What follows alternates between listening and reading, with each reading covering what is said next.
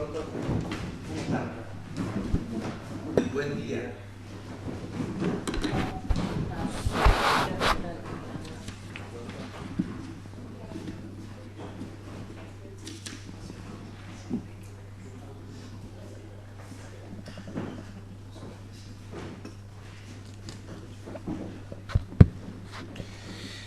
Doctor, estamos en la etapa de entrevista personal para cubrir el cargo de juez de primera instancia del trabajo del Distrito Judicial Tartagal. Primera cuestión que a mí en lo personal me alegra, porque yo le tomé examen para secretario, ¿por qué ha resuelto irse a vivir a Tartagal en el supuesto que sea elegido? Tenemos un problema grave de pocos postulantes para la zona. Sí, primero porque siempre desde la facultad he soñado con pertenecer a la magistratura, a ser juez. Segundo porque no me parece que la localización del juzgado sea, digamos, algo que pueda privarme de ese sueño, porque en diferentes etapas de mi vida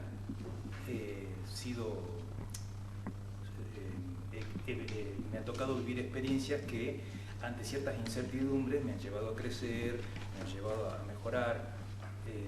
Yo trabajé en Buenos Aires, trabajé en Salta, estuve a punto de viajar a España, y muchas cosas que uno no entendía por qué pasaban, terminaban dejándome en una mejor situación. Entonces, ante esta oportunidad, y no habiendo otro concurso de una localidad distinta, salvo la de Orán, decidí postularme. Muy bien. Dígame, doctor, en materia de riesgo del trabajo, ¿quiénes están obligatoriamente incluidos en el ámbito de las ART? ¿Recuerda esa enumeración que hace la ley? Sí, son los trabajadores en relación de dependencia, también están los pasantes, se incorporaron, también están los bomberos voluntarios, los que presten servicios a la comunidad. Hay un tema muy discutido, que es si es que los presos están incluidos o no en el sistema de riesgo de trabajo por la prestación que realizan. También se incluyó a las empleadas domésticas recientemente, estaba debatido también las empleadas domésticas, y aún está pendiente el trabajador autónomo de reglamentación.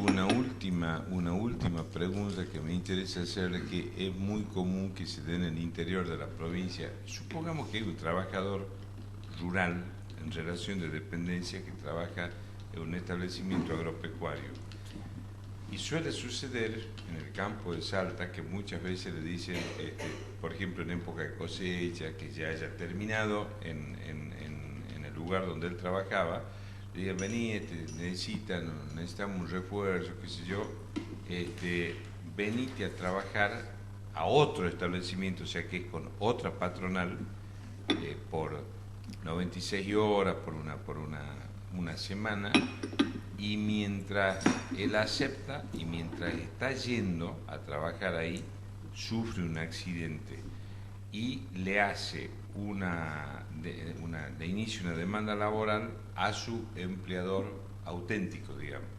¿Cómo resolvería usted esa situación? Entonces estamos hablando que ha recibido una instrucción específica de un empleador para ir a prestar servicios a ajeno, de un empleador ajeno, y él aceptó. Yo lo resolvería aplicando el artículo 29 de la Ley de Contrato de Trabajo, a donde hay una responsabilidad solidaria entre quien es destinatario de la prestación y quien contrata a la persona para poder, para poder brindar esos servicios. En ese marco lo consideraría responsable a el empleador, a la persona que recibe la prestación.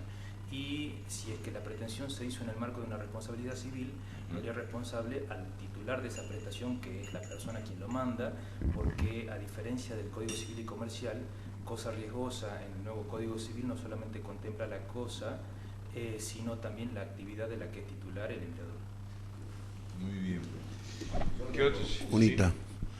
Yo le voy a hacer una pregunta de actualidad, no mucho, y ya ha pasado unos 4 o 5 meses, y que tiene que ver con el derecho laboral. El ingeniero San Isidro. el ingeniero San Isidro del Grupo Gloria, usted lee los diarios, sí, ¿no es cierto? Sabe, estaba enterado de eso, ¿no? Vende y pide un procedimiento de crisis en el Ministerio de Trabajo de la Nación. El Ministerio de Trabajo de la Nación no dice nada, hace la audiencia y no dice nada. Después de ese procedimiento, después de esa audiencia, el grupo se encuentra con el derecho de despedir a la gente. Entonces lo despide, o pagándole el 50% de la indemnización. Esa es la primera parte. Para usted, como criterio, después le hago la segunda, ¿está bien o mal? El procedimiento preventivo de crisis no es un procedimiento a donde se dictamina específicamente si hay unas condiciones. También hay una negociación de por medio entre el sindicato y los empleadores. Pero no hicieron, la negociación no llegó a nada. Entonces llega a la autonomía digamos, llega a la facultad del juez inmiscuirse si realmente hubo o no una justificación en el despido. Bueno. De todas formas, yo creo que el empresario, al momento de comenzar una actividad comercial, toma ciertos riesgos, porque el empresario no suele respetar la distribución de las ganancias entre los trabajadores. Cuando un empresario, en general, gana más, el trabajador sigue cobrando lo pactado con el sindicato, y cuando el empleador gana menos por una situación económica, esas ganancias no son distribuidas. En ese aspecto entiendo que sí, el despido sería injusto y haría lugar injusto. Pero, bueno, vamos a la otra. Sigue y aparece una empresa que compra el INGE a estos dos. No importa la cantidad de trabajadores despedidos. Esta empresa retoma o toma 200 trabajadores. Mi pregunta va en la siguiente. Si esa empresa retoma, esa misma empresa, ¿o qué debe hacer? Esta gente que ya ha sido despedida y pagado el 50% de la indemnización, si esta empresa continuadora lo toma, ¿recupera la antigüedad, recupera todo? Podría llegar a interpretarse que sí, por lo siguiente: hay una transmisión de establecimiento, y al haber una transmisión de establecimiento podría llegar a interpretarse que es un reingreso ante el mismo empleador, con lo que contaría la antigüedad aún de despido. Hubo una modificación en el 2016 a la Ley de Contrato de Trabajo, a donde se decía, antes se hacía, cuando un trabajador era despedido, se le pagaba una indemnización, y al reingreso de ser despedido se computaba toda la antigüedad y se descontaba la suma actualizada, creo que bajo el índice de la construcción. Ahora el descuento es nominal, o sea, si yo trabajé 5 años en el ingenio o trabajé en cualquier otra empresa durante 5 años, me despiden, me pagan una suma determinada, vuelvo a entrar a lo que yo considero que es el mismo empleador 10 años más, me van a contar 15 años de antigüedad en total, descontándome, pero sin actualizar nominalmente la indemnización. O sea que sí lo la tercera. ¿Cuál sería el procedimiento que debía usar la empresa, ya sea jurídicamente, legalmente, legítimo, o alguna truchada, de tal manera que, o alguna otra cosa que esté prevista en la ley? Quiero saber cómo está funcionando ahora. ¿Qué hizo San Isidro? O sea, ¿quién tomó esa gente, esos 200? Yo creo que si la empresa hubiera querido limitarse a responsabilidad, debió concurrir a el régimen de transferencia de fondos de comercio. En el régimen de transferencia de fondos de comercio existe una publicidad en boletín oficial, en medio, que ante la falta de oposición de acreedores permite considerar distintas las relaciones. Bueno, esa es una, pero la empresa, digamos, ¿puede esa misma empresa o a otra empresa aparecer como una empresa tercerizada y tomar gente? Sí. De tal manera de evadir esta primera parte, que yo estoy de acuerdo con usted, que me dice que sí retoma la... Sí, es que en realidad la tercerización habrá que analizarla si es en el marco del artículo 29 de la Ley de Contrato de Trabajo o en el marco del artículo 30. Si es que una empresa terceriza para que siga prestando tareas en el ingenio, va a ser responsable en el marco del 29 por la interposición de personas. Mientras que si terceriza prestando servicios fuera del ingenio San Isidro, pero realizando las mismas actividades, va a haber que evaluar si es la misma actividad normal y específica, y si como empresa cesionaria o digamos del establecimiento ha cumplido con el ingenio San Isidro, con los requerimientos de cumplimiento de la norma. ¿Y en ese caso la antigüedad de los trabajadores? Lo consideraría el total por el ingenio San Isidro, y tras la transmisión del establecimiento por el nuevo. Yo le pregunto, doctor, también por el mismo tema, Los empleados que fueron despedidos en el marco del procedimiento de crisis, ¿sí? Y tengo entendido que le abonaron el 50% de la indemnización por antigüedad en virtud, invocando justamente el procedimiento de crisis. Y no fueron tomados, no están dentro de los 200. Ellos se podrían presentar ante el juzgado y reclamar el resto de las indemnizaciones, y para ello tienen que invocar la nulidad de ese procedimiento, o cuál sería el trámite que deberían realizar. Perdón, sí. La pregunta sería entonces, quiero ver si entendí, si las personas aquellas que tras el procedimiento preventivo no sí. han sido tomadas, exacto, si quieren, porque no todos los empleados que pertenecían a San Isidro fueron tomados con esta nueva empresa, ¿sí? Solo una parte. Entonces hay algunos obviamente que quedaron afuera de esta nueva reinserción laboral, digamos. Entonces ellos todavía mantienen el derecho de desconocer, digamos, el procedimiento de crisis, y para ello deben pedir la nulidad de ese procedimiento, o bien pueden simplemente iniciar su reclamo por el carácter irrenunciable que tienen las prestaciones de carácter laboral. Yo creo que podrían iniciar el reclamo poniendo en duda la conclusión o la inoponibilidad, no necesariamente pidiendo la nulidad, porque si nosotros pedimos la nulidad del acto administrativo tendríamos que hacer partícipe en el procedimiento o tomar como parte al Estado provincial, si es que ante el Estado provincial se hizo. En cambio, si pedimos la inoponibilidad por considerar que se han violentado normas de irrenunciabilidad, no habría que requerirse esa participación, y se podría evaluar los efectos que tiene ese acuerdo respecto de los trabajadores. Y el juez laboral es el que debería analizar entonces si es inoponible o no el acuerdo en base a lo que... Exacto. Perfecto. Y las indemnizaciones las debería reclamar, en definitiva, al empleador que extinguió la relación laboral. Sí, al empleador que extinguió la relación laboral, y si, como en el caso que dice el doctor, hubo una transmisión, también como la indemnización nace, el establecimiento se transmite. Establecimiento no entendido como empresa, sino como unidad funcional con autonomía suficiente para poder seguir trabajando. Si es que hubo una transferencia de establecimiento, a la persona a quien se le transmite, el establecimiento va a ser responsable por las obligaciones que nacen al momento de la transmisión o anteriores, con lo que si antes de la transmisión se nacieron o ya se devengaron las indemnizaciones, van a ser los dos responsables.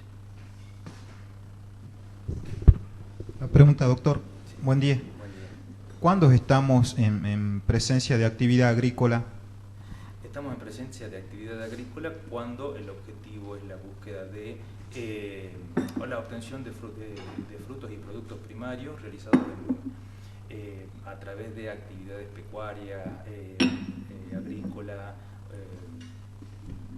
apícolas, y siempre que se desarrollen no se desarrollan en un lugar urbano sino rural, pero también la misma ley del régimen agrario establece que hay ciertas actividades que se van a considerar agrícolas aun cuando no sean desempeñadas en el fuero agrícola. Ellas son las actividades de los remates de ganado y las actividades de la manipulación y almacenamiento de granos, de semillas. Tiene que haber industrialización, digamos, en el No. proceso para que... Exacto, no tiene que haber industrialización en el proceso. Bien. Y otra pregunta, digamos, ¿qué tipos de actividades se pueden considerar o considera la ley directamente agrícolas y que quedan sometidas a este régimen? Porque hay otras que son accesorias o conexas, digamos que... Las actividades, digamos, que se realicen en un lugar agrícola, de campo, alejado de los centros de urbanización, y que se traten de esta actividad agrícola, de la obtención de frutos y productos, son las que se van a considerar, pero hay algunas que están excluidas. Por ejemplo, cuando la actividad agrícola se realiza para una empresa que tiene una actividad accesoria, principal o absoluta de industrializado comercial. Por ejemplo, si yo trabajo en YPF e YPF, siendo que su actividad no es el campo, me manda a plantar cártamo porque quiere, no sé, investigar más sobre el biodiesel.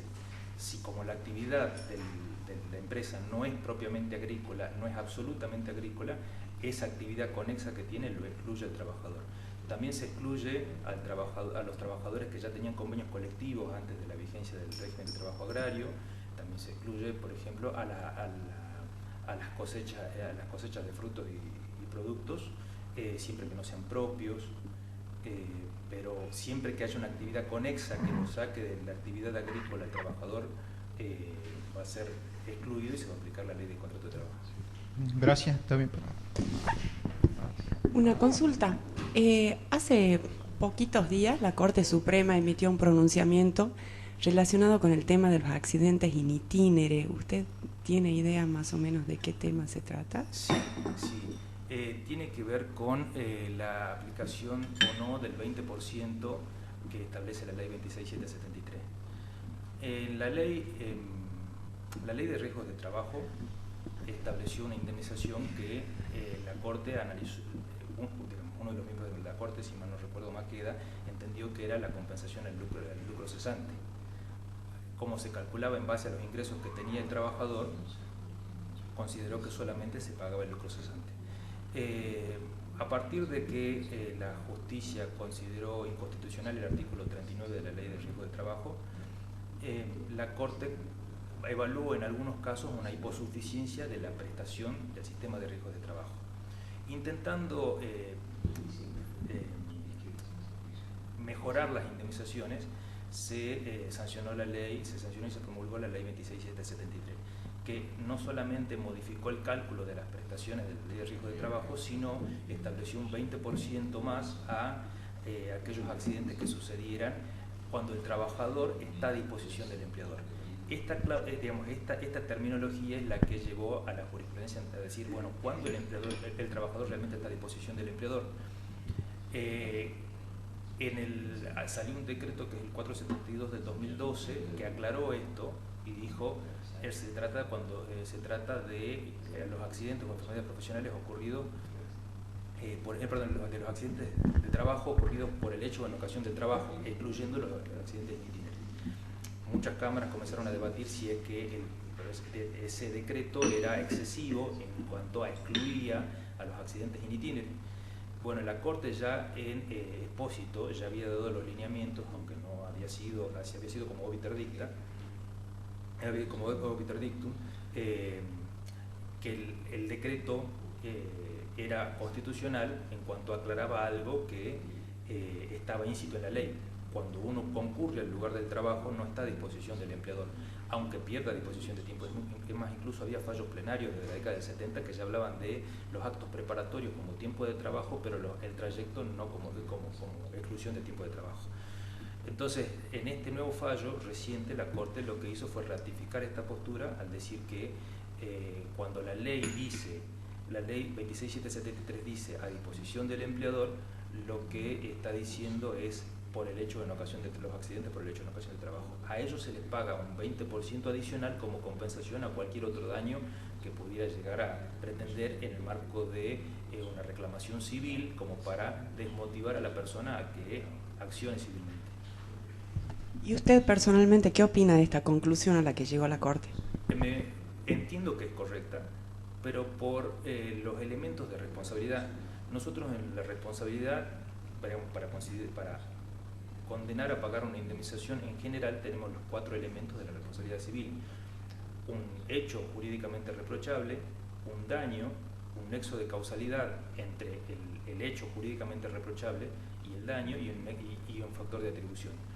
Cuando yo estoy a disposición del empleador y, por ejemplo, me cae un pedazo de revoque del techo, la condición de higiene y seguridad está a cargo del empleador y está a cargo de la RT salvaguardar, controlar esas condiciones de higiene y seguridad. Mientras que, por lo que civilmente yo sí sería responsable, si soy empleador, respecto de un trabajador al que tiene un accidente por las condiciones de higiene y seguridad o en el marco de una actividad que me pertenece. La respuesta del sistema de riesgo de trabajo es: le damos la indemnización y para disuadirlo de otra reclamación civil le damos este 20%. Mientras que en los accidentes in itinere ni el empleador ni la RT están en posibilidad de controlar las condiciones en las que se maneja el trayecto.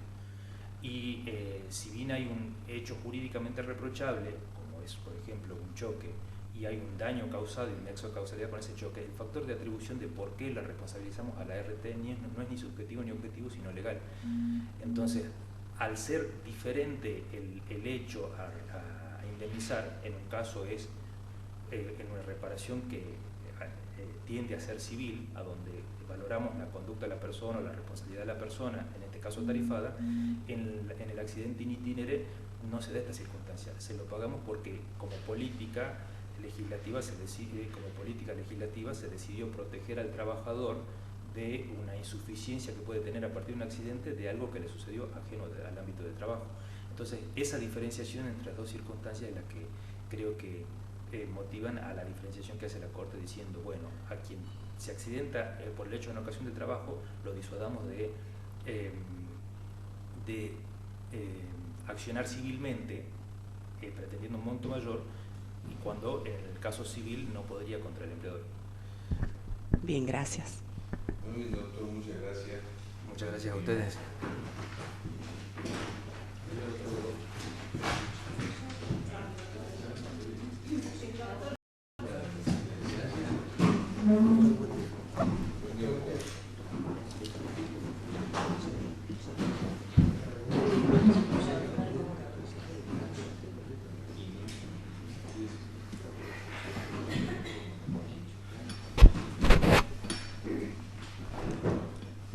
Doctor, estamos en la etapa de entrevista personal para cubrir el cargo de juez de primera instancia del trabajo del Distrito Judicial Tartagal.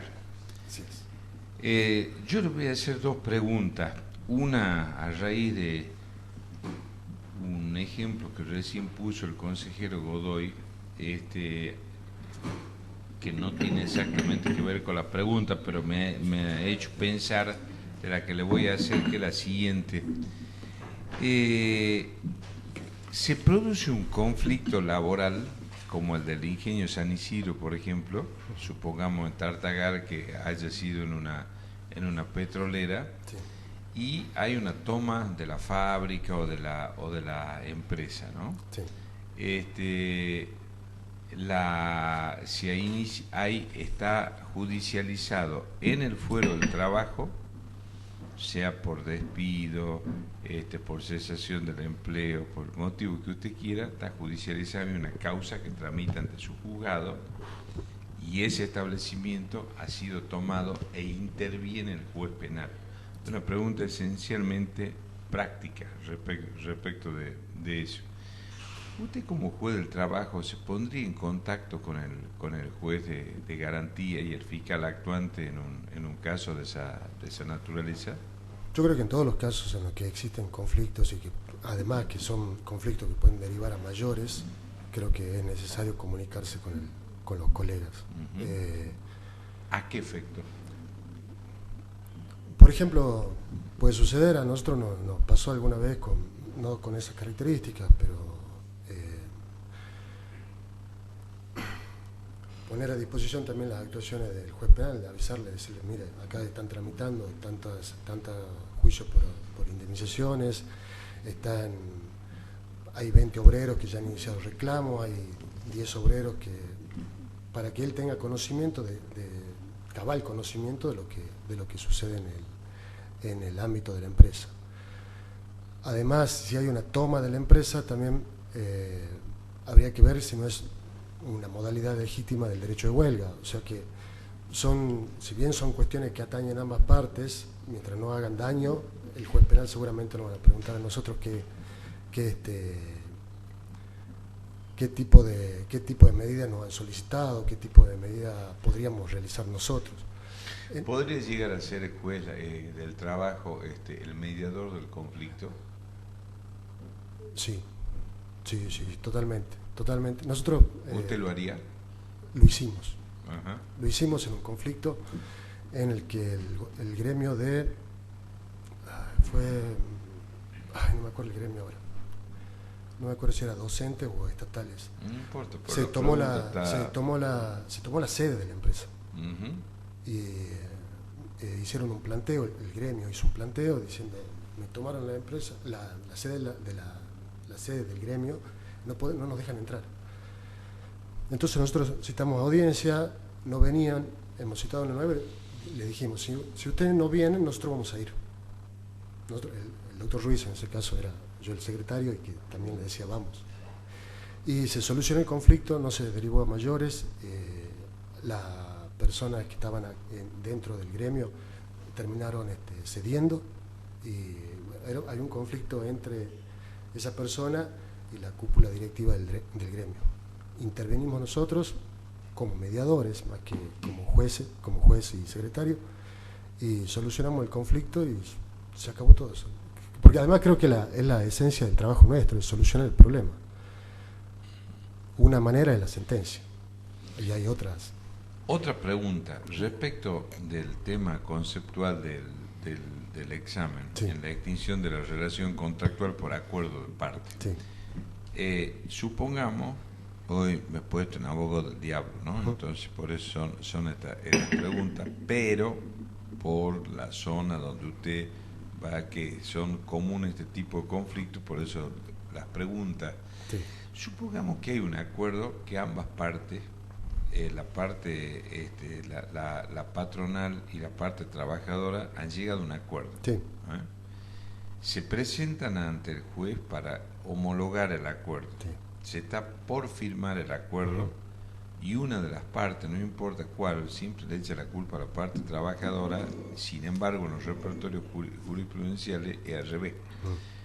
La parte, la patronal decide aceptar todas las cláusulas menos una que puede hacer fracasar ese acuerdo, Sí. que se lo han llevado ya a usted para homologarlo. Sí. ¿Qué haría usted como juez en un caso así? Bueno, tenemos mucho. Se la plantea o no nos se- pasa siempre. Ahí estamos. Nos pasa siempre. Hace poco tuvimos yo ahí en la parte conceptual puse que a veces inclusive intervienen mucho los gremios, sobre todo en los petroleros, intervienen mucho el gremio en la disolución de los vínculos, porque no quieren despidos con causa, entonces llegan a un acuerdo. Y muchas veces pasa que la empresa dice, no sé si le interesa el monto, era un monto elevado de una gratificación, eran más de 5 millones de pesos, y por un pequeño inconveniente el trabajador dice, no, si a mí esto no es así, yo no firmo. Entonces ahí intervenimos de nuevo, hablamos con el trabajador, le explicamos de qué se trata esto, qué es lo que está sucediendo, cuáles son los perjuicios que puede llegar a tener si no acepta el acuerdo, y a la parte empleadora también decirle, mire, ustedes, si le toca ceder a la empleadora, decirle, mire, este trabajador que cobran mucho dinero y un juicio laboral podría ser mucho más costoso inclusive que esto.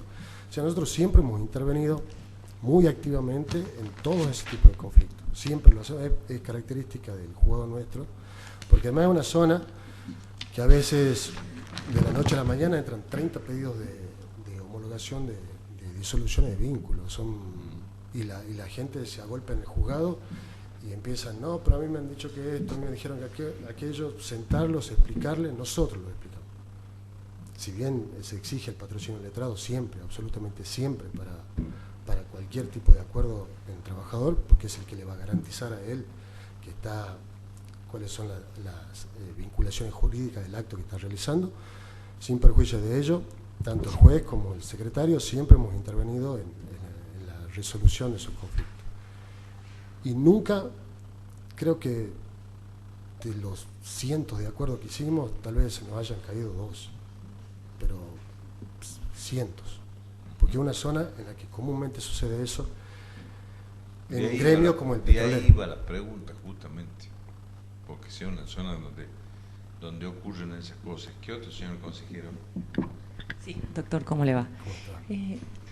¿Hay despido con causa en el caso de un trabajador o trabajadora que en uso de la licencia inculpable se verifica que ha viajado al exterior?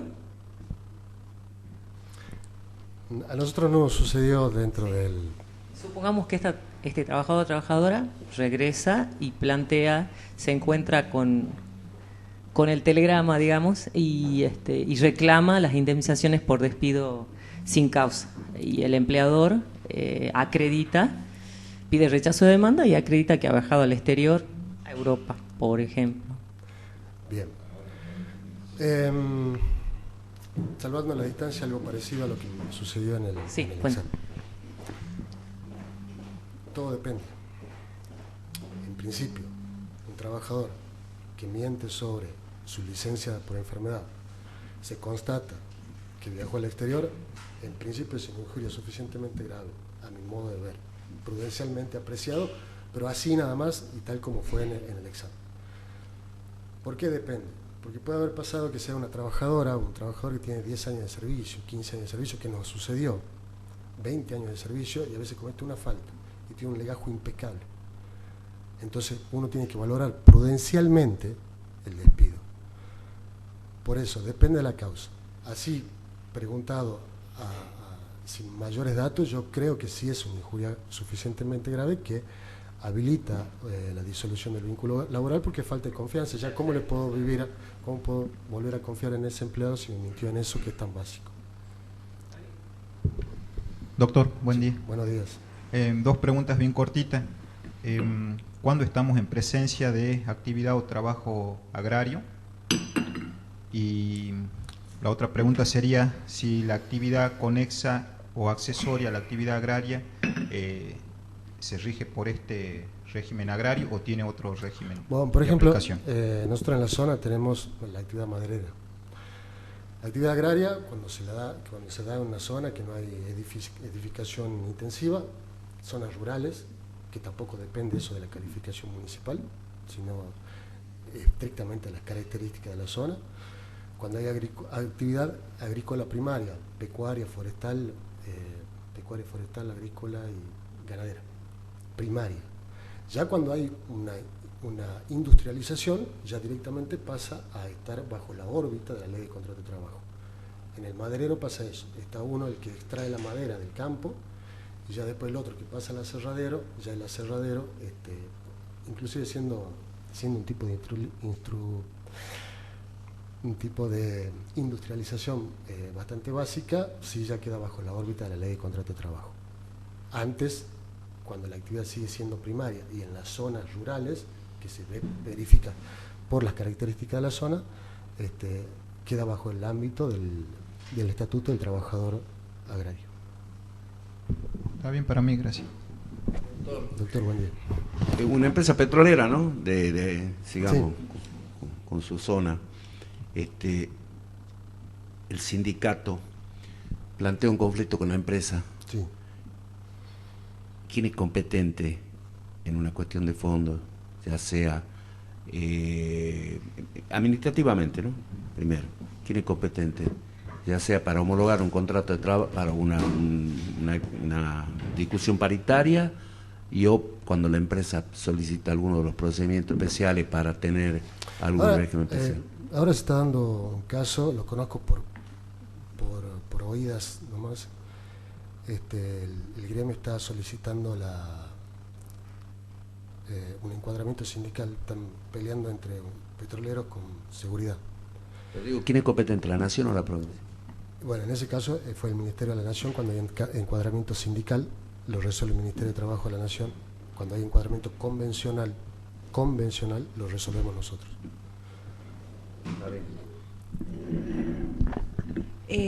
Usted hace mención de la cantidad de casos y de la situación, Sí. digamos, de movimiento que tienen en la dependencia en la que se cumple funciones. ¿Me permite terminar una idea? Sí, ¿cómo no? Discúlpeme.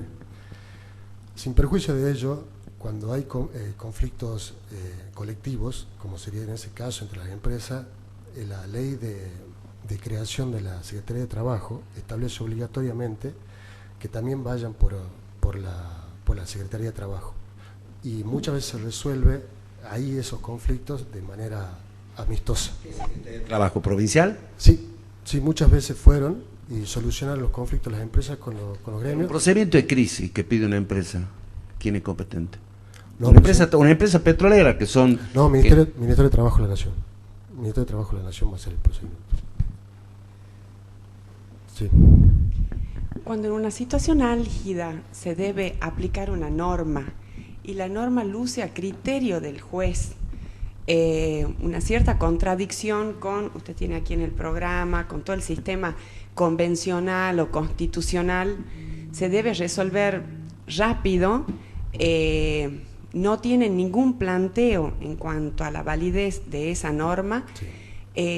Pero deben resolver el caso. ¿Qué resolución toma usted respecto a esa norma? Bueno, lo que sucede es que en ese caso que usted plantea, es si una norma podría ser evidentemente contradictoria contra el orden constitucional o convencional, si surge manifiesta, si en manifiesto podría hacerlo de oficio, declarar de oficio una inconvencionalidad o la inconstitucionalidad, pero tiene que surgir manifiesta. Hasta ahora nunca nos tocó. Y hay mucha, sobre todo en el tema de la ley de riesgo del trabajo, que hay algunos jueces que consideran algunas normas de inconstitucionalidad manifiesta y que para mí no son tales. Así que, y es dudoso, y en el sistema que nosotros manejamos, es dudoso que haya inconstitucionalidades tan manifiestas que habiliten la... Por supuesto hay casos en la Corte Suprema, o sea, pero yo hasta ahora no nos tocó nada que sea manifiestamente inconstitucional. Nos plantearon hace poco una medida... Perdón, más allá de la experiencia, porque usted viene hablando de lo que nos tocó, sí. Hicimos. Okay. Yo quiero saber, usted, en tal caso concreto, ¿qué haría? Bueno, ¿Cuál es el análisis ahora, que haría? Bueno, hasta ahora se plantea un caso, por ejemplo, de un accidente de trabajo. Si existe una norma que sea evidentemente, manifiestamente inconstitucional, podría declararla de oficio y empezar a actuar. Si no corresponde la declaración esa manifiesta y no hay un planteo de inconstitucionalidad, pues considero que no, la parte asumió asumió el marco normativo, por lo tanto no corresponde que el juez expida sobre eso. Bien, gracias. ¿Qué otro, señor consejero? Está liberado, doctor. Bueno, muchas gracias.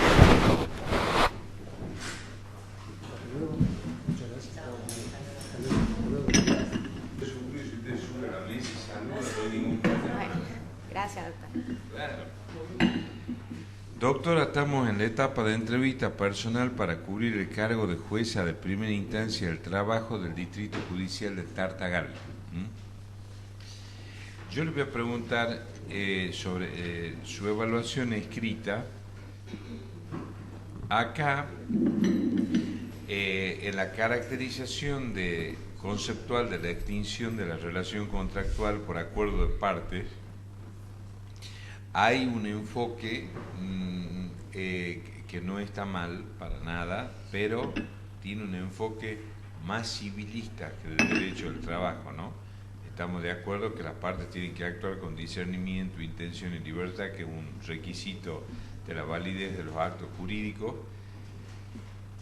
¿Qué otros principios conoce usted diferentes del derecho laboral a los del derecho civil que es la nota distintiva del derecho laboral respecto del derecho civil? Bueno, en primer lugar aclarar que en realidad el enfoque que yo planteé en el desarrollo del tema está en función de que, bueno, después que decía desarrollar el tema decía validez, ¿no? Entonces, bueno, al acatarme directamente a la validez me atuve a cuáles son las circunstancias que pueden suceder cuando se celebra este tipo de acto. En función a lo que usted me pregunta, el principio rector que debe regir en este tipo de procesos es la protección del orden público laboral, que en el caso siempre se tiene que preservar a como dé lugar, o sea, siempre buscando que cuando las partes lleguen a un acuerdo se vea la justa composición de derechos o intereses, donde se advierta que no hay un menoscabo o que, por ejemplo, el trabajador, fíjese que sin perjuicio de que estos criterios de discernimiento, intención y libertad vienen de la parte del Código Civil, son plenamente aplicables, porque si la persona o el trabajador está siendo compelido a firmar este tipo de acuerdos por motivo de una necesidad o que ha sido coaccionado, se va a estar en contra de esa libertad, ¿no es cierto? Y va a poder ser... Ahí estamos. Entonces ahí hay dos principios fundamentales del derecho laboral, que uno indubio pro operario y el otro el principio de primacía de la realidad. Usted como jueza laboral le llevan un acuerdo, iba a decir una redundancia de acuerdos, le lleva un acuerdo homologatorio de extinción de la relación contractual por acuerdo de partes, lo lea el acuerdo, ya no importa qué dicen las partes, usted como jueza laboral lo lea el acuerdo y a usted el acuerdo le parece escandaloso en contra de la parte trabajadora, porque por las características que usted sabe que ha habido compulsividad o que ha sido coactivo, o a lo mejor más allá de la compulsividad y de la coacción hay otra cosa que siempre se ve en este tipo de acuerdos, que cierto temor a las consecuencias que puede tener el trabajador. Mira que ahora no vas a cobrar si no firma. Usted como jueza, ¿qué haría ahí? Si ve un acuerdo totalmente asimétrico e inequitativo. En primer lugar hay que distinguir, ¿no? Porque en realidad la extinción del contrato de trabajo por mutuo acuerdo de las partes solo se circunscribe a la manifestación de voluntad de que no es su intención continuar adelante. Si yo ya estoy dentro de un acuerdo donde las partes están en los términos del artículo 15, la ley de contrato de trabajo, ahí sí tendré que evaluar justamente lo que anteriormente expresaba, si ha habido una justa composición de derechos o intereses. Si me permite, voy a... Teniendo en cuenta qué principios del derecho laboral. Teniendo en cuenta el principio de el principio protectorio, el principio de el principio de indubio pro operario, el principio también de mantener la indemnidad del trabajador, de no lesión, el principio de buena fe. Y una jueza del trabajo tiene la facultad o tiene la potestad de reunir a las partes y decirle: yo no estoy de acuerdo con este convenio. En el caso del artículo 15 sí, si va a la homologación sí, doctor, porque en el caso del artículo... ¿Qué puede hacer eso? En base al orden público y a las funciones que tiene el juez laboral para poder... El orden público laboral. Que es la nota de distinción con el principio dispositivo. Exactamente, ¿sí? Doctor, sí, sí. Y además también... en lo que respecta a la extinción del acuerdo por mutuo consentimiento de las partes, la doctrina tiene dicho que no necesita de homologación. Por otro lado, hay algunos supuestos donde se considera que sería razonable que se haga este tipo de acuerdo, que sería, por ejemplo, cuando cuando en el acuerdo, dice la doctrina, puede suceder que las partes acuerden extinguir el contrato de trabajo. Y en este supuesto, ¿qué es lo que va a suceder? Que quizás el empleador tiene intención de ofrecerle alguna gratificación al empleado porque está muy conforme con la cantidad de años de servicios prestados, por la forma del trabajo. Entonces ahí habría que evaluar en el caso concreto. También dice la doctrina que podría darse en los supuestos en que hay como una invitación del empleador a que puedan acogerse a algún beneficio y le da algún premio para evitar el despido, ¿no?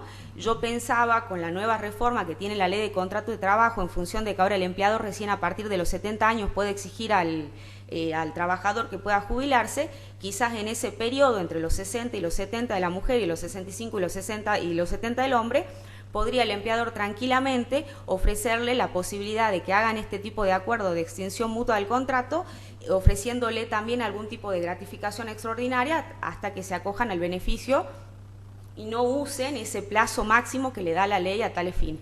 Es una opinión. Una última pregunta, ya que usted mencionó el tema de los 70 años, que yo estoy un poco asombrado de algunas cosas que están sucediendo en los últimos días. Supongamos que salga una ley donde se iguala la edad jubilatoria de hombres y mujeres sobre pretexto de que la ANSES no puede recaudar, e interponen un amparo ante su juzgado pidiendo la inconstitucionalidad de la ley.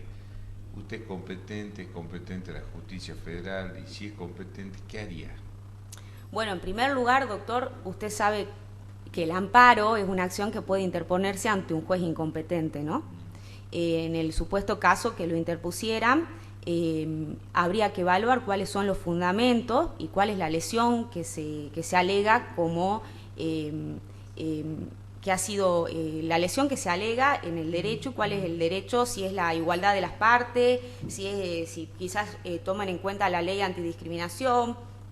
Habría que ver en función de cuáles son los fundamentos.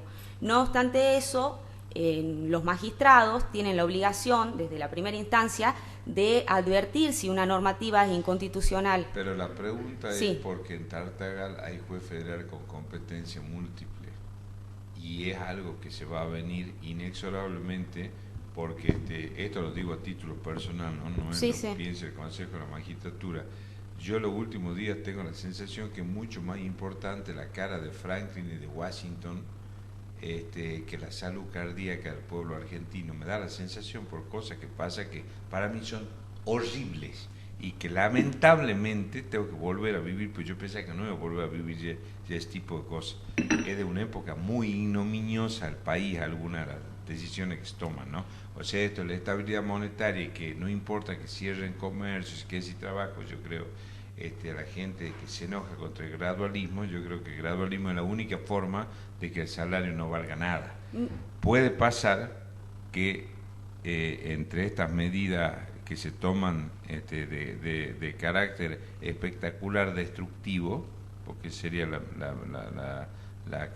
calificativo, que la próxima se la avance sobre la edad jubilatoria, creo yo que es inminente, y que se iguale a hombre y mujer con 70 años y que haya una avalancha de amparo en el sentido, porque puede haber una conculcación masiva de derechos adquiridos ahí, ¿no? Entonces en Tartagal tiene un juez federal con competencia múltiple y un fuero laboral provincial. ¿Quién es el competente para resolver ese amparo? Supongamos que la puesta en primer provincial. lugar, si está en contra de la nación, si... ¿Qué ha como pasado con el tema jubilatorio en Argentina? Bueno, si me permite, en cuanto a lo que usted me decía de la competencia, como la acción va dirigida contra ANSES, que es un organismo que depende del Poder Ejecutivo Nacional, le correspondería en principio la competencia a la Justicia Federal. Siempre que ANSES, pero además en la provincia de Salta, ¿qué pasó ¿Con qué tema, doctor? con el tema jubilatorio?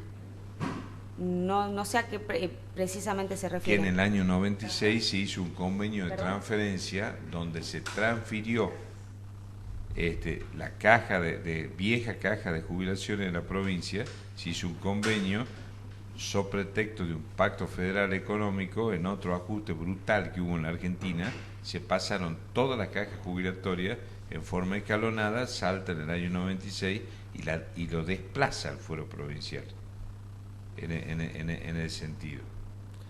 Bien, en función de la pregunta inicial que usted me hacía, en cuanto a la igualdad, o sea, hay que tener en cuenta cuál es la naturaleza jurídica. No, pero yo lo que iba sobre el tema de la competencia. Sí, es federal, pero sin embargo, si lo interpusieran en función del artículo 87 de la Constitución de la provincia de Salta, puede interponerse el amparo ante un juez incompetente también.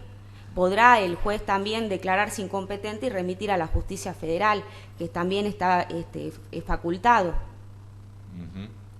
¿Qué otro, señor consejero? Perdón, si me permite, quería hacer una aclaración más a lo que usted me había preguntado. Respecto de la edad jubilatoria, si ya pasamos a evaluar el fondo de la situación que usted me plantea, debe tenerse en cuenta que el legislador, cuando crea esta diferencia de edades entre la mujer y el hombre, lo hace en función de lo que se presupone que la mujer tiene un mayor desgaste en función de la maternidad y otras cuestiones que ameritan que ella pudiera estar con un mayor desgaste que quizás el hombre no lo tiene. Eso es lo que inicialmente el legislador analizó para hacer esta diferencia de edades. Ahora bien, la ley laboral establece que cuando la legislación prohíbe la discriminación, pero dice, ojo, no debemos confundir cuando hay algunos beneficios que están dados en favor de una de las partes para equiparar otras desventajas que naturalmente se dan. Entonces, este principio lo que busca más que la igualdad, en realidad es igualar las oportunidades en función de las características propias de cada uno de los trabajadores o de los sujetos que van a ser protegidos por esta norma jurídica. En el caso sería incompatible pretender, en el marco de la justicia social y los derechos humanos, supeditar derechos adquiridos de la persona por cuestiones de índole económica del Estado. Y en tal sentido resulta de absoluta relevancia, me parece, recalcar lo previsto por el artículo 26 de la Convención Americana de los Derechos Humanos, porque este artículo establece la obligación del Estado en la progresividad de las políticas tendientes a garantizar los derechos económicos, sociales y culturales. Fíjese usted, doctor, que hará un par de años se empezó a discutir dentro del ámbito interamericano todo lo que respecta sobre la posibilidad de la justiciabilidad directa de los derechos económicos, sociales y culturales. Y uno de los primeros casos que se planteó fue en el caso de los 5 pensionistas contra el Estado de Perú, en función de lo que usted me habla de la jubilación, que va aparte la parte previsional, ¿no? En este caso, el Estado, la Corte Interamericana se apartó, no consideró que el Estado peruano haya violado el artículo 26 de la Convención, pero sí dijo que había una afectación al derecho de propiedad, y también dijo que me parece que esa doctrina sería aplicable al caso que usted está planteando en cuanto a los derechos económicos, sociales y culturales, que el Estado debe aplicar políticas generales para toda la población, y en función que esas políticas generales, en la medida que no sean regresivas, sino que sean progresivas, no se podrá considerar violentado este artículo 26. Entonces, si yo encamino lo que usted me está planteando del derecho a obtener la situación de retiro por jubilación dentro de lo que es el marco jurídico interamericano, esta disposición que podría eventualmente sacarse, desde mi punto de vista, sería inconvencional, porque estaría contrariando esta convención. Por otro lado también, fíjese que hay un fallo de la Corte Interamericana referido a lo que es específicamente el trabajo como derecho económico, social y cultural, en el caso de el Lagos del Campos contra Perú, que salió en el mes de agosto del año pasado, que es la primera vez que la Corte Interamericana reconoció la justiciabilidad directa de los derechos económicos, sociales y culturales dentro de lo que tenemos el derecho del trabajo. Y esta es una ventana, una puerta grandísima que abrió el Tribunal Internacional, porque es la primera, a partir de este fallo, se van incorporando la protección de estos derechos con una interpretación media rebuscada, dicen algunos de los jueces de la Corte, porque dice, si bien la Convención nos habla de la progresividad de los derechos del Estado,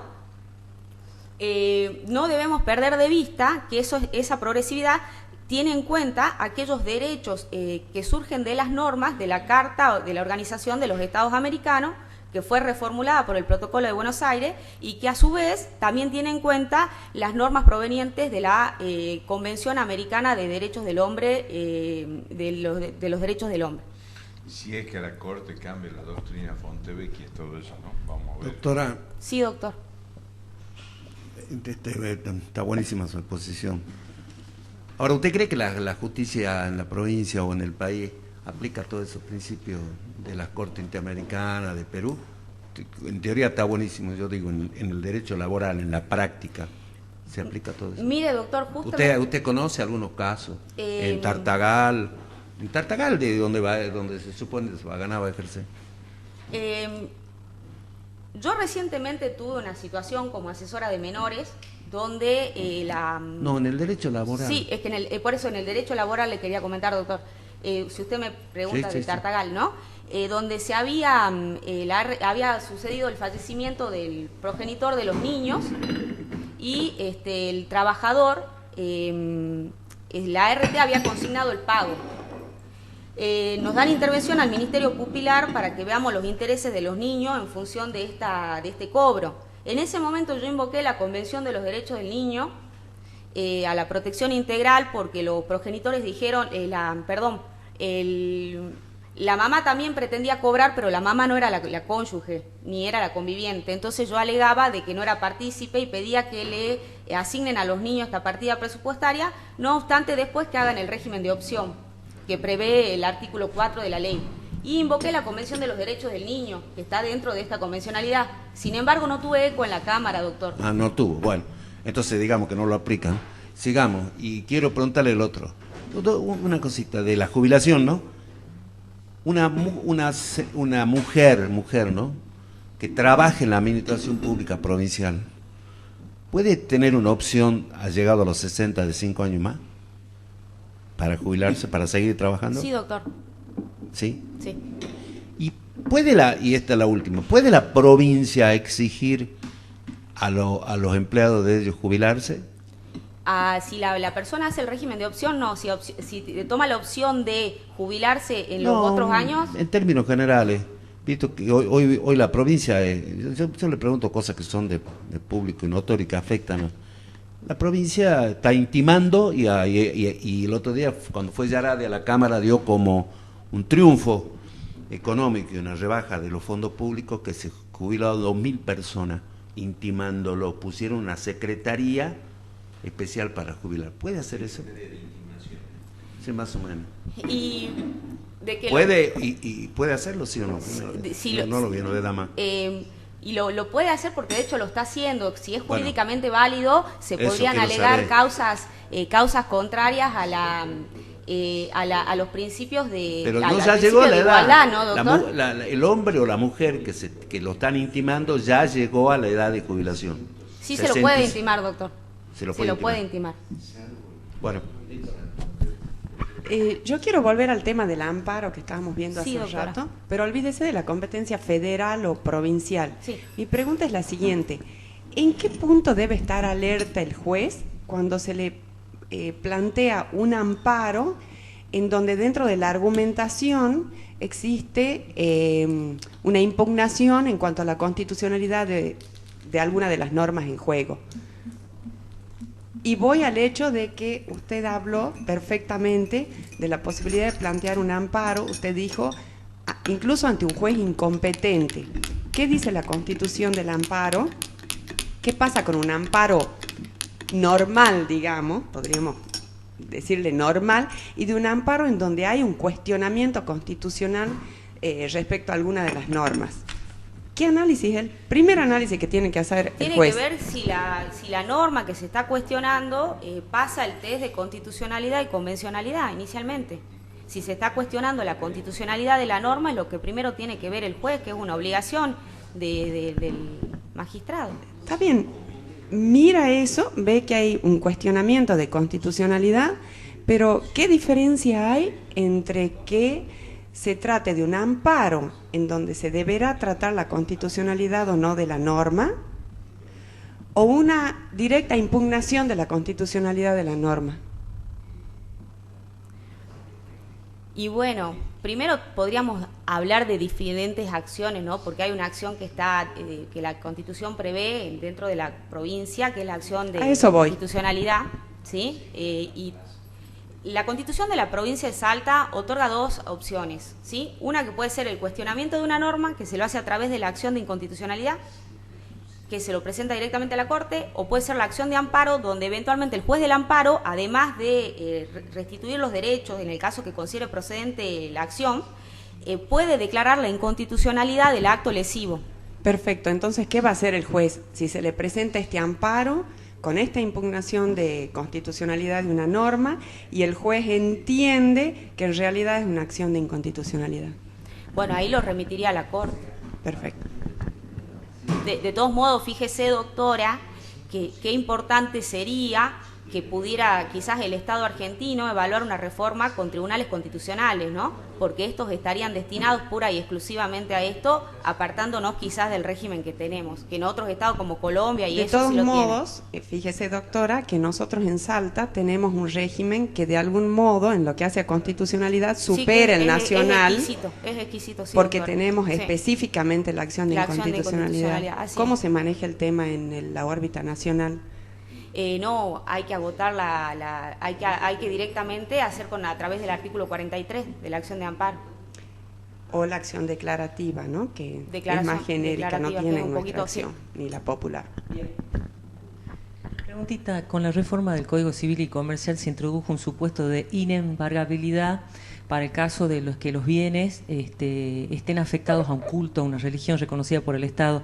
Tenemos un empleado que le reclama despedido, que trabajaba para una iglesia reconocida por el Estado y bueno, tiene una sentencia firme, consentida, quiere embargar bienes y la iglesia hace valer este beneficio de inembargabilidad. ¿A usted le parece constitucional?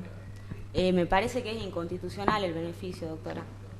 Incluso fíjese ahora con toda la situación que se ha planteado en nuestro Estado, en relación a las iglesias en particular, que se está buscando que se la desafecte de estos beneficios de no pagar impuestos y demás, porque se considera que son personas jurídicas que tienen que estar sometidas a la misma reglamentación que el resto de las personas jurídicas que contribuyen en el Estado, ¿no?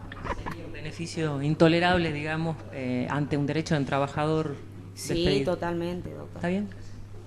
Doctora, en la jurisdicción para la que está concursando, ¿qué tipo de actividad agraria conoce o se da actualmente?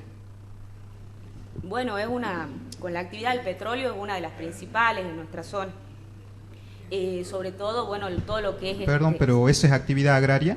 No, le digo que la actividad agraria conjunto con la actividad del petróleo son las principales que hay en la zona. Son dos actividades diferentes. ¿Qué tipo de actividad agraria conoce en la zona? El tipo de actividad agraria que existe en la zona es la actividad agropecuaria. También ahora se está dando mucho la cría de porcinos. Por la nueva, bueno, dentro de lo que es el municipio de Tartagal hay una nueva sociedad del Estado que justamente está orientada para la explotación de la carne porcina. Eso ha generado que haya un gran movimiento económico en la zona y que quizás los que tenían vacas y ganado están orientando su actividad comercial o industrial a este tipo de situaciones. Y también, bueno, depende de lo que marque la bolsa de valores, será la soja o el poroto lo que más se siembra en la zona. ¿Y la actividad de explotación maderera y la se sigue dando en la zona esa, digamos? Mire, doctor, sí se da en la zona la actividad de explotación maderera. Ha tenido una baja significativamente grande por, bueno, toda la ley de bosque que rige en la provincia y de las áreas, que según el color que se le asigna, en roja, verde o amarilla, está prohibida que se proceda a la tala de árboles, ¿no? En función de esa reglamentación y ese poder de policía que se viene ejerciendo en la zona, se redujo bastante. Otra pregunta cortita, ¿cuándo estamos en la actividad, frente a la presencia de actividad agraria o trabajo agrario, según la ley 26727? Bueno, el trabajo se considera agrario cuando se realiza, tiene por objeto las actividades de agricultura, las actividades de... ay, se me fue, ya estoy... se me fue el nombre específico, ganaderas, de agricultura, las que son también relacionadas con la recolección de los productos de las abejas, que se me fue el nombre, discúlpeme, apicultura, olicultura. En ese supuesto estamos dentro de la actividad agraria y siempre y cuando que se desarrolle ¿cómo, perdón?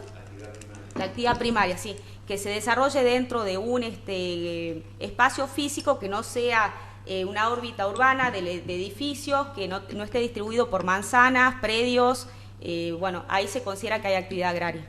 Que no intervenga ningún proceso de industrialización. Exactamente, tampoco. Sí, que no haya proceso de industrialización y de comercialización. Y las actividades conexas o accesorias a la actividad agraria, ¿por qué normativas se rigen?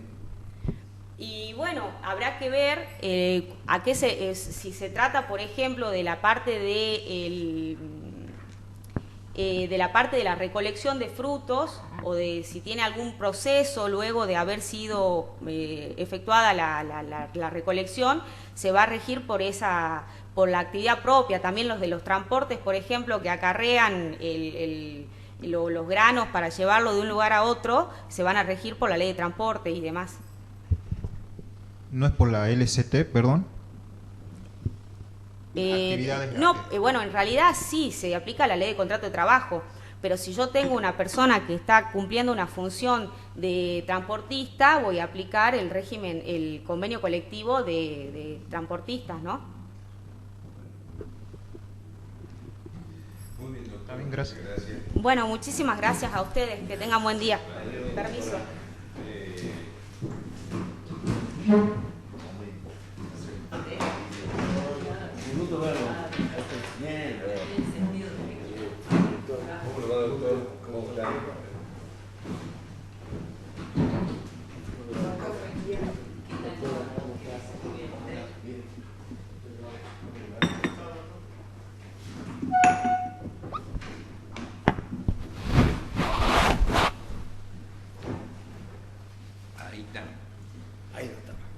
Ahí estamos.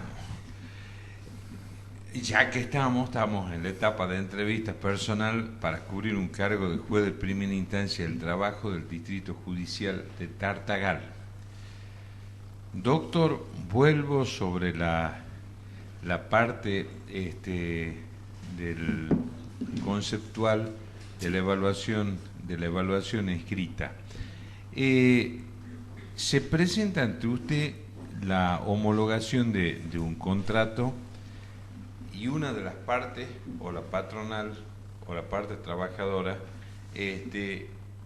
cuando se está para firmar el contrato, el convenio, perdón, no está de acuerdo con una cláusula y no quiere firmarlo.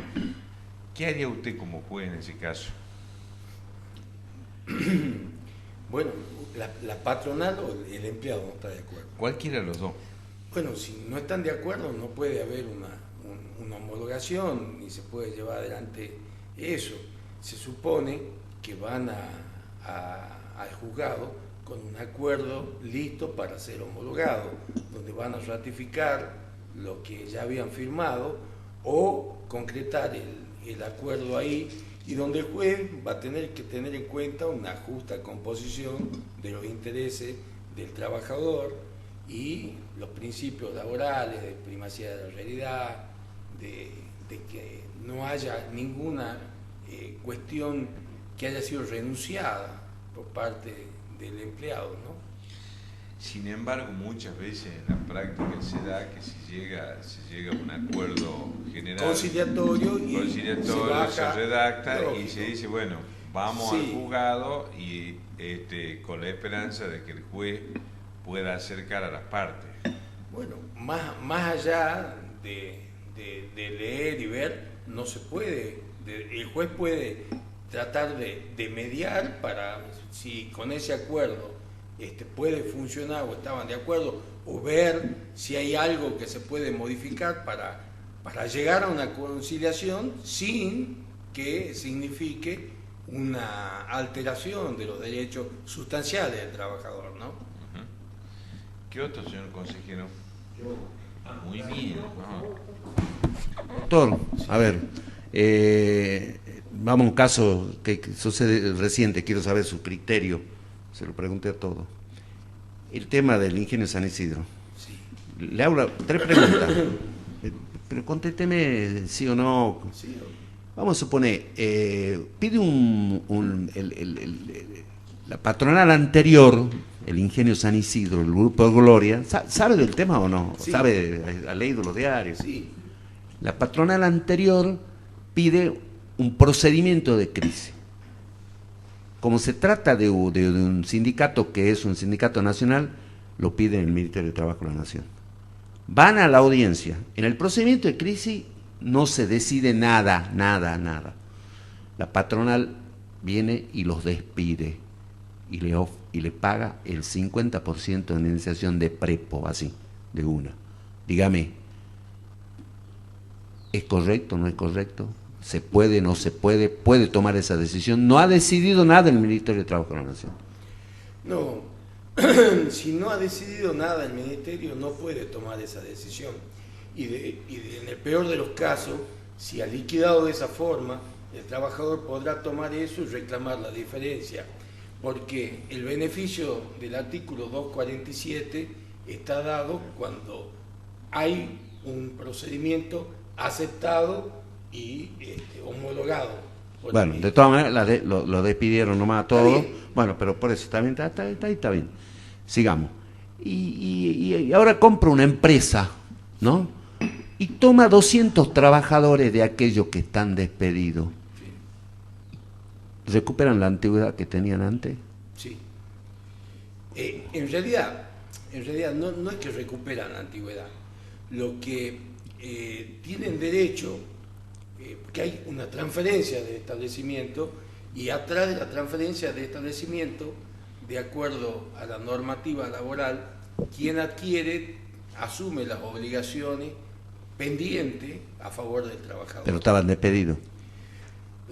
Sí, de todas maneras yo creo que es una misma explotación, y lo que no se puede hacer es con figuras prohibidas, artículos 29, 30, 31 de la Ley de Contrato de Trabajo, de figuras o tratando de buscar la forma de decir, damos un corte acá, tomamos otro, asuma un fraude laboral. Bueno,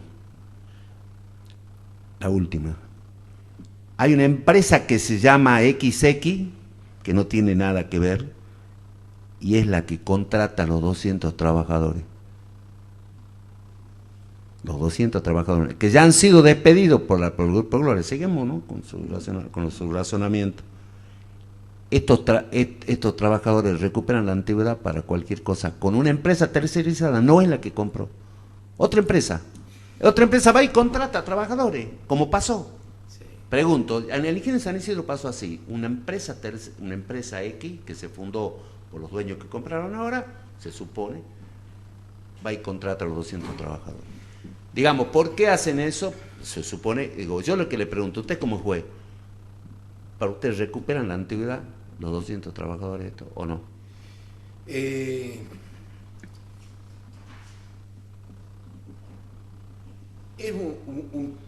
un tema, ¿no? Es un tema. No, claro, obviamente que es un tema, pero dígame sí o no.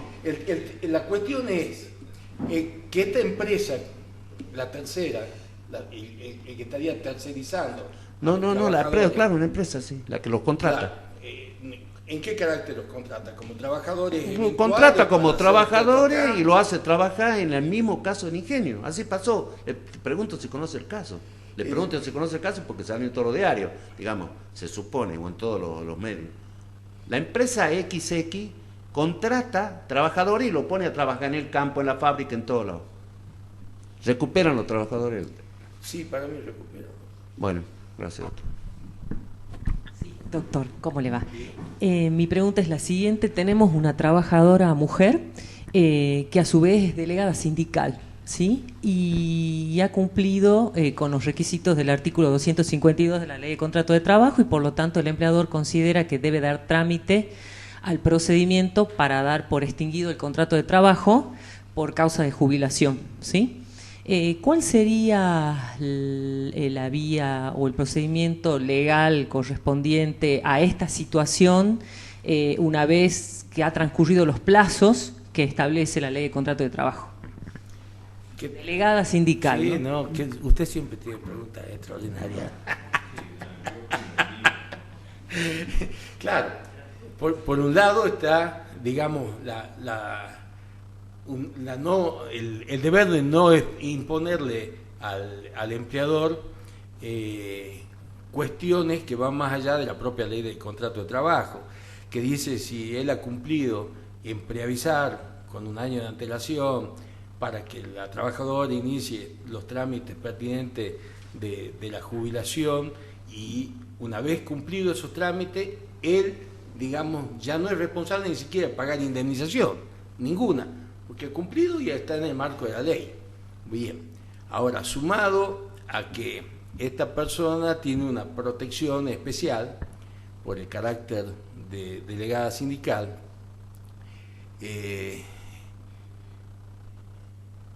y yo creo que se le podría extender esta protección por un año más desde concluido el trabajo, como para decir que se cumple con todo el parámetro normativo, digamos.